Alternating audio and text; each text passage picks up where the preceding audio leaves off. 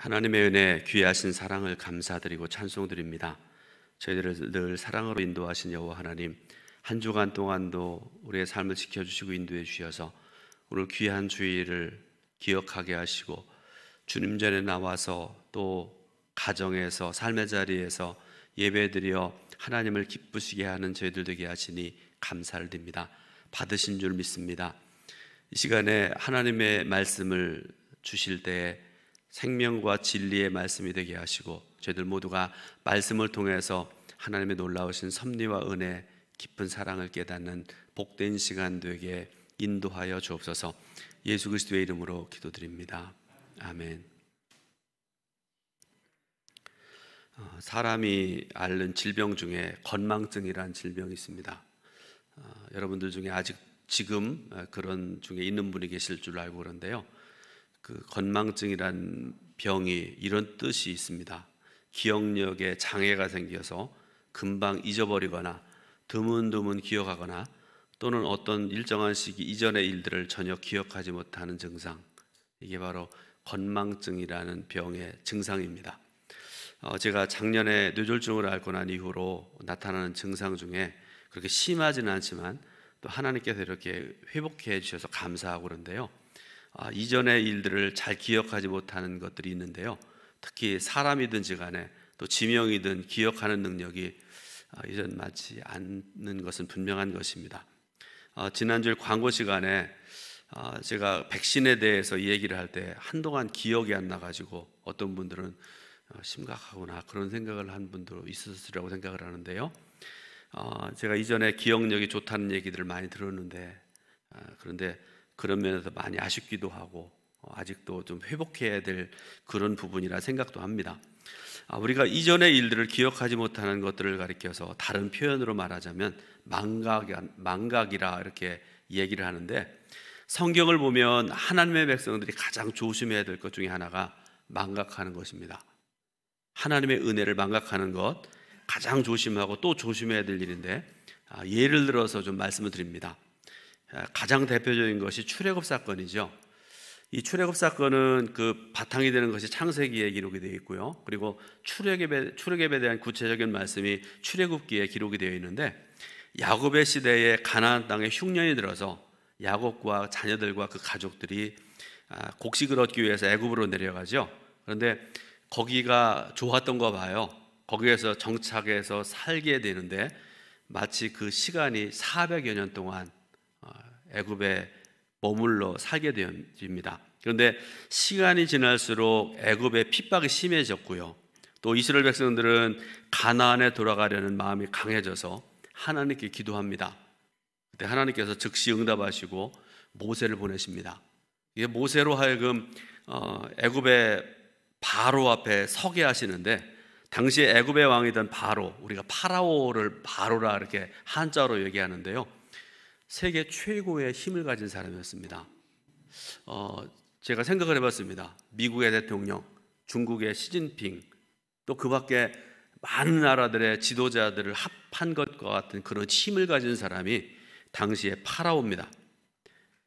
그런데 여러분, 사람이 아무리 강하고 아무리 힘이 있고 능력이 있다 할지라도 전능하신 하나님 앞에서는 아니죠.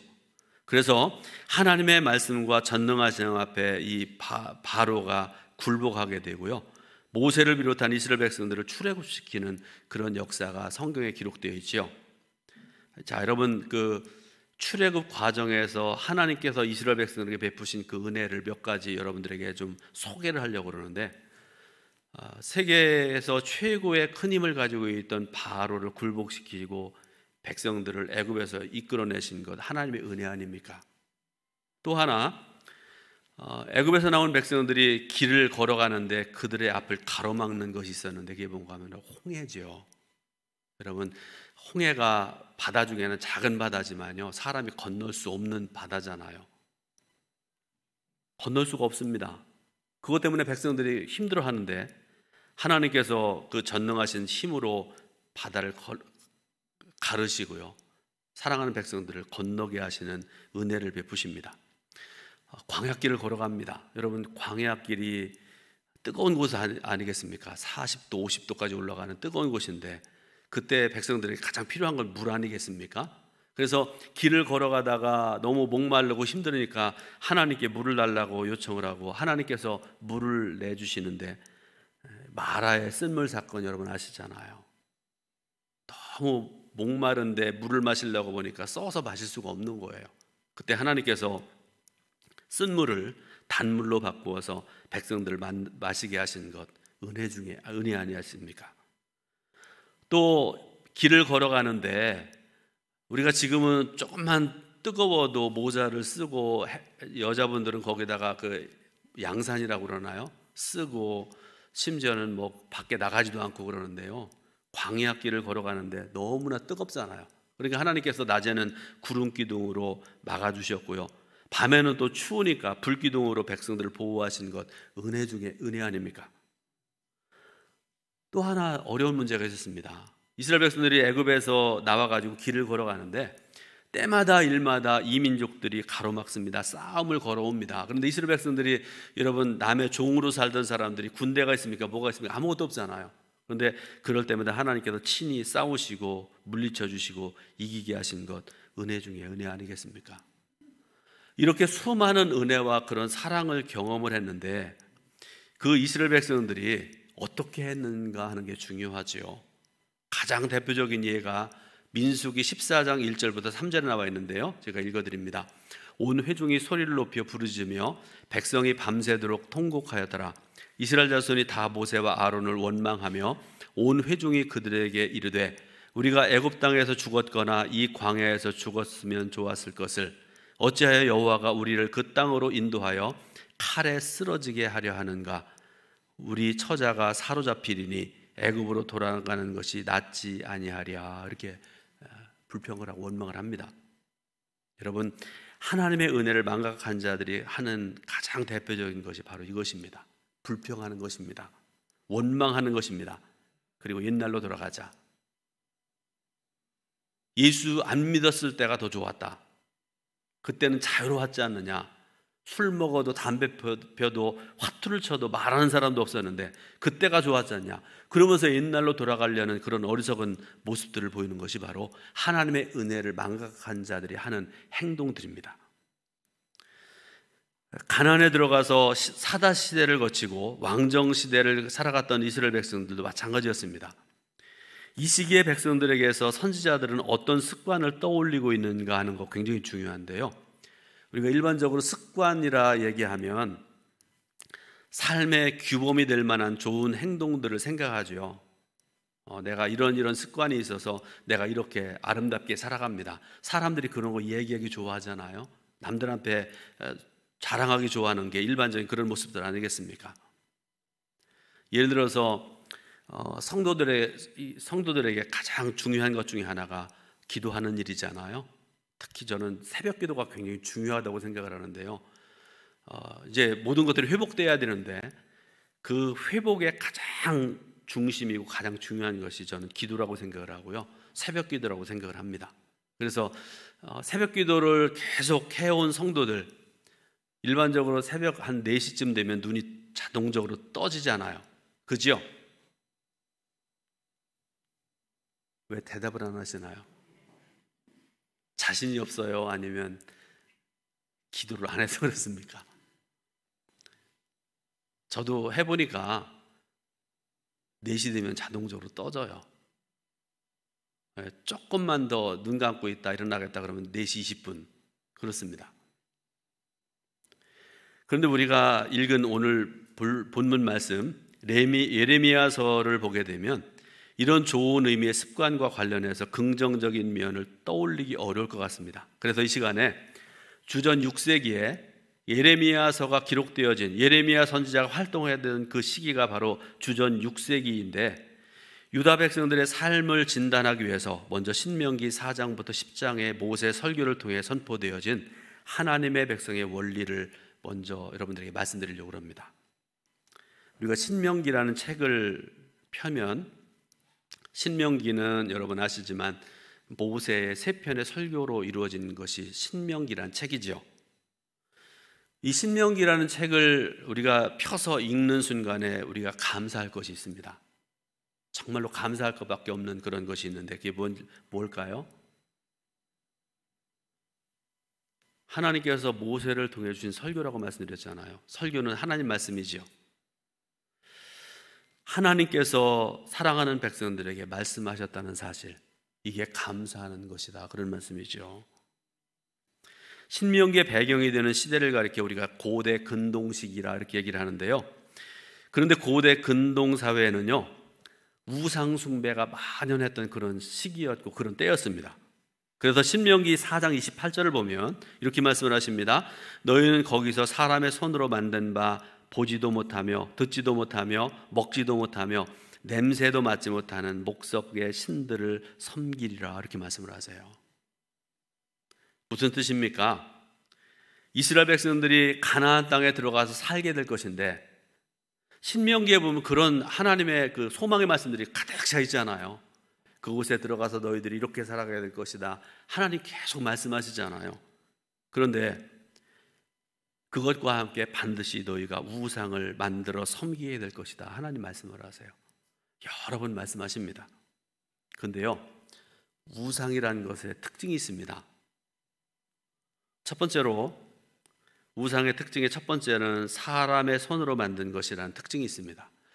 지난 주일날 여러분들 기억하실지 모르겠는데요, 야곱의 외삼촌 라반이 섬겼던 가정을 지킨다는 신, 가정신, 드라빔 기억나세요? 사람의 형상처럼 조그맣게 만들었던 그 드라빔 기억나시죠? 그리고 출애굽한 이스라엘 백성들이 시내산에 이르렀을 때, 모세가 시내산에 올라가서 40일 동안 계명을 받느라고 내려오지 않을 때 백성들이 그 산 밑에서 했던 일이 뭐예요?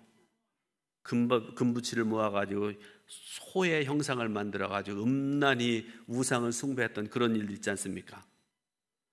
또 이스라엘 백성들이 들어가서 살게 될 가나안 사람들, 그 사람들이 섬겼던 신, 풍요의 신이라 알려진 바알신, 이런 것들이 다 사람이 손으로 만든 우상이라는 특징이 있습니다. 지금도 그렇고요, 옛날도 그렇습니다. 우상을 만들어 섬기는 자들의 특징을 보게 되면요, 다 사람의 손으로 만들어요. 두 번째로, 앞에서 읽었던 것처럼 우상은요, 듣지도 보지도 냄새도 맡지 못한다는 특징이 있습니다. 왜 그렇습니까? 글자 그대로 우상이기 때문에 그래요. 우상이라는 말의 뜻은요, 헛것이라는 뜻이 있거든요. 헛것이기 때문에 아무것도 할 수 없습니다. 그런데 결정적인 것은, 우상은 말을 하지 못한다는 것입니다. 따라서 우상 숭배자들의 어려움은 정작 우상들이 무엇을 원하는지 들을 수가 없다는 것이 그들의 어려움이고 그들의 아픔입니다. 그러면 성도 여러분, 하나님께서 저와 여러분이 어떻게 살아야 될 것인가에 대해서 말씀하셨다는 사실에 감사할 줄 아는 저와 여러분들이 되어야 됩니다. 그리고 성도가 반드시 가져야 될 습관이 있는데, 하나님의 말씀을 듣는 것입니다. 신명기 4장 1절에 이스라엘아, 이제 내가 너희에게 가르치는 규례와 법도를 듣고 준행하라, 그리하면 너희가 살 것이요, 이렇게 말씀을 하세요. 사랑하는 여러분, 듣는 습관 가지시길 바랍니다. 특별히 하나님의 말씀을 듣는 습관을 가지시기를 축원합니다. 여러분, 토라라는 말 들어보셨죠? 토라.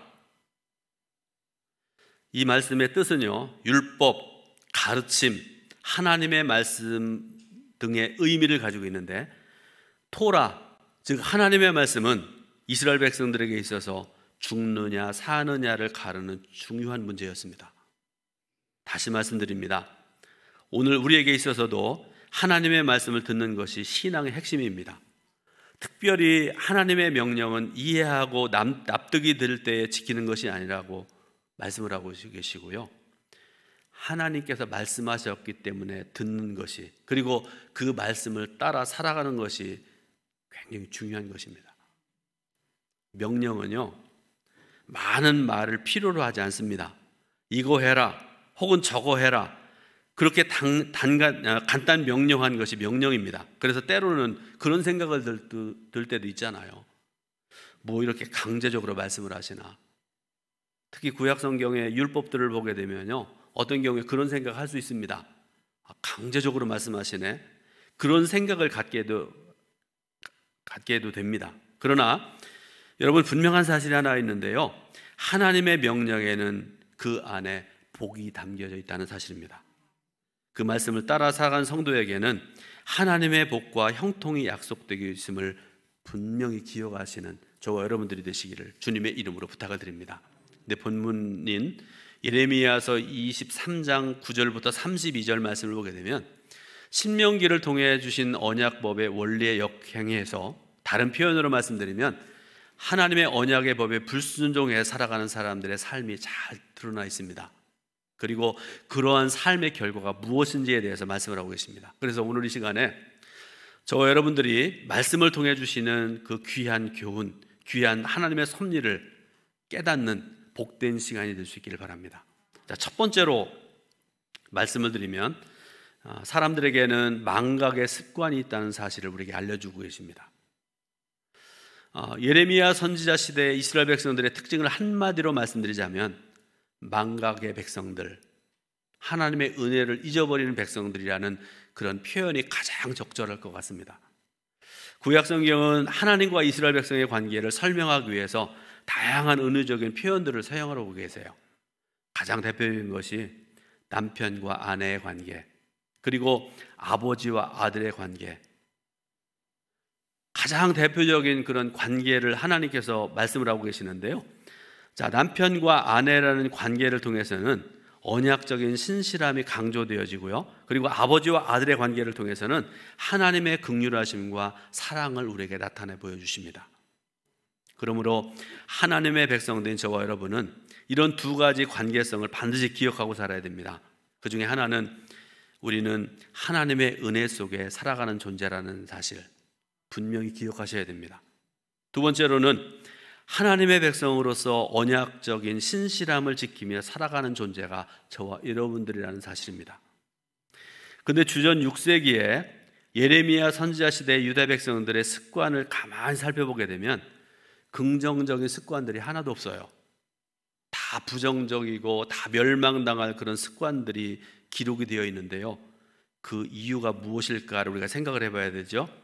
그 1차적인 이유는 유다의 멸망이 임박했기 때문이었을 것이라 그렇게 구약 학자들이 주장을 합니다.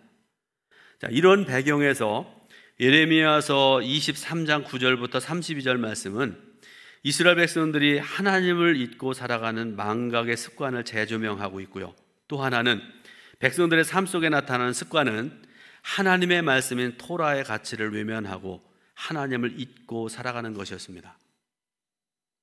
여러분, 오늘 읽은 본문의 말씀, 긴 말씀인데요, 짧은 시간이지만 성경 말씀을 한번 읽어보시고요, 한번 머릿속으로 오늘 읽었던 말씀을 한번 생각해 보시기 바랍니다. 참 선지자와 거짓 선지자, 가까이 계신 하나님과 멀리 계신 하나님, 사마리아 선지자들과 예루살렘 선지자들, 바알과 꿈, 그리고 하나님의 말씀, 이런 비교들을 통해서 하나님께서 많이 말씀하고 계신 것을 알 수가 있습니다. 오늘 우리가 읽었던 말씀 중에 9절 말씀을 제가 다시 한번 읽어드립니다. 여러분 같이 한번 읽어볼까요? 9절 말씀입니다. 선지자들에 대한 말씀이라 내 마음이 상하며 내 모든 뼈가 떨리며 내가 취한 사람 같으며 포도주에 잡힌 사람 같으니 이는 여호와와 그의 거룩한 말씀 때문이라. 아멘. 예레미야 선지자가 이렇게 마음이 터지고 뼈가 떨리는 원인이 무엇인가를 우리가 생각을 해봐야 됩니다. 바로 여호와 하나님의 거룩한 말씀 때문입니다. 하나님의 거룩한 말씀을 이스라엘 백성들에게 전해야 되는데, 그렇잖아요? 이왕이면 여러분, 제가 강대성에서 말씀을 전하는데 성도 여러분, 이렇게 살아가면 하나님께서 여러분에게 복 주시고 형통케 하십니다. 그런 말씀을 많이 전하면 좋은데, 그런데 막 성도들 중에 막 이런 죄를 짓고 저런 죄를 짓고 살아가면 여러분, 그런 성도들에게 하나님께서 여러분에게 복 주십니다. 그렇게 할 수 없잖아요. 그렇게 간음하고 도둑질하고 살아가면 하나님의 징벌이 임합니다. 그런 말씀 전할 수밖에 없잖아요. 당시에 예레미야 선지자의 심정이 후자의 심정이었다, 그런 말씀 아니겠습니까? 축복의 말씀이 아니라 죄 가운데 있는 백성들에게 심판과 재앙의 말씀을 전해야 됐기 때문에 예레미야 선지자는 슬퍼할 수밖에 없었던 것이고요. 평생을 눈물로 울면서 하나님 말씀을 전할 수밖에 없었던 눈물의 선지자가 바로 예레미야 아니겠습니까? 그리고요, 11절을 보게 되면은요, 당시에 유다 백성들이 얼마나 타락했는가를 우리에게 알려주는 그런 말씀이 나오는데요, 제사장도 타락합니다. 심지어는 제사장이 타락하니까요, 하나님의 집인 거룩한 성전 안에서도 악이 발견되었다, 이렇게 말씀을 하고 계세요. 이처럼 죄는 한 곳에 머물러 있지 않습니다. 퍼져나가는 특성이 있고요, 전이되는 속성을 가지고 있습니다.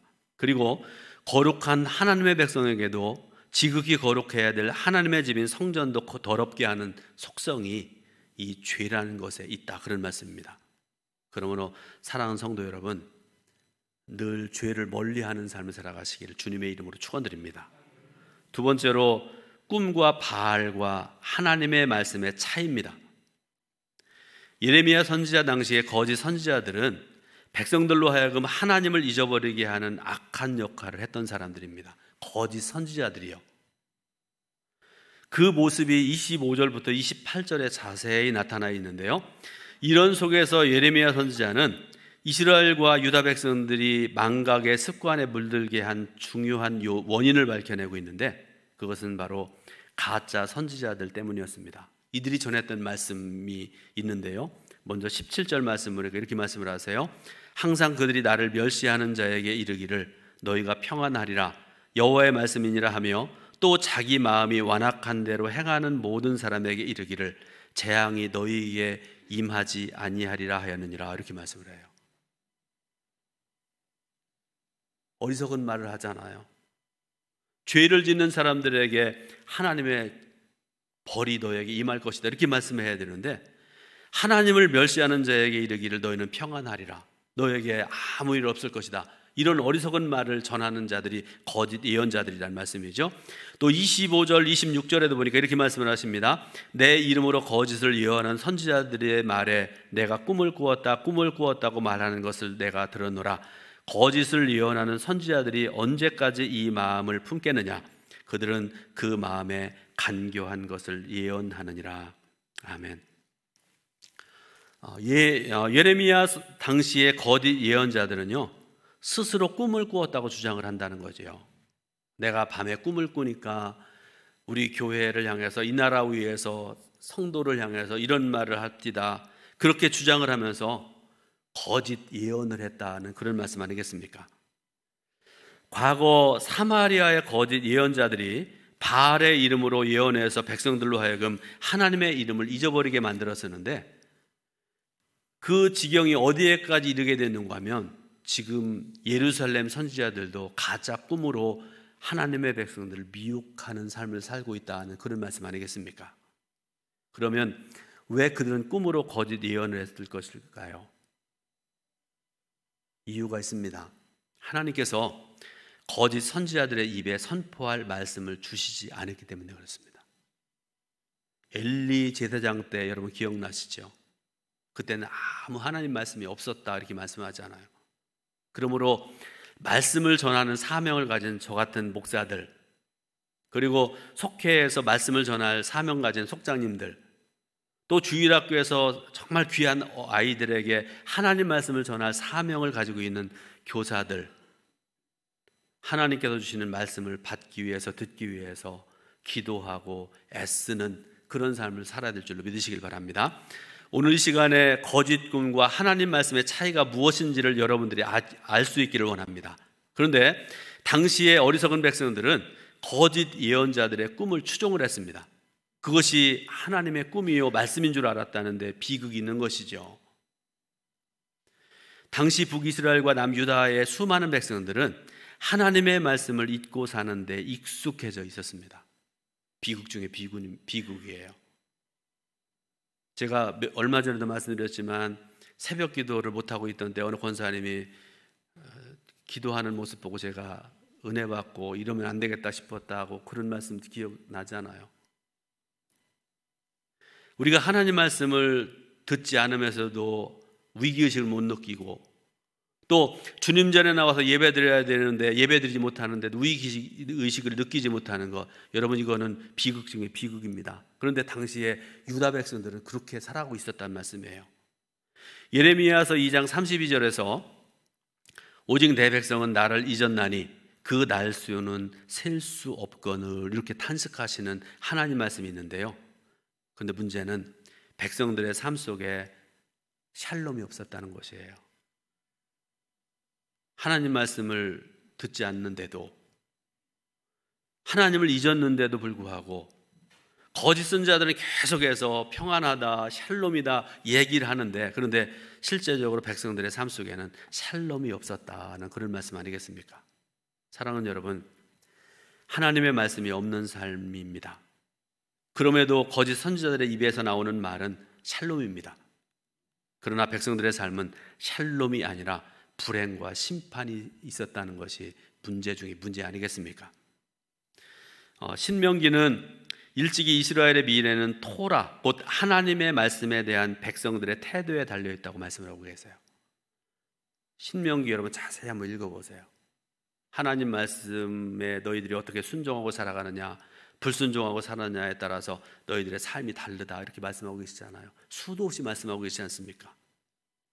출애굽한 이스라엘 백성들이 가나안 땅에 들어갈 때에 그들의 앞길에 두 가지 길이 놓여 있다고 말씀하시는데요, 그 길에 하나는 축복의 길이고 다른 하나는 저주의 길이라고 말씀하고 계세요.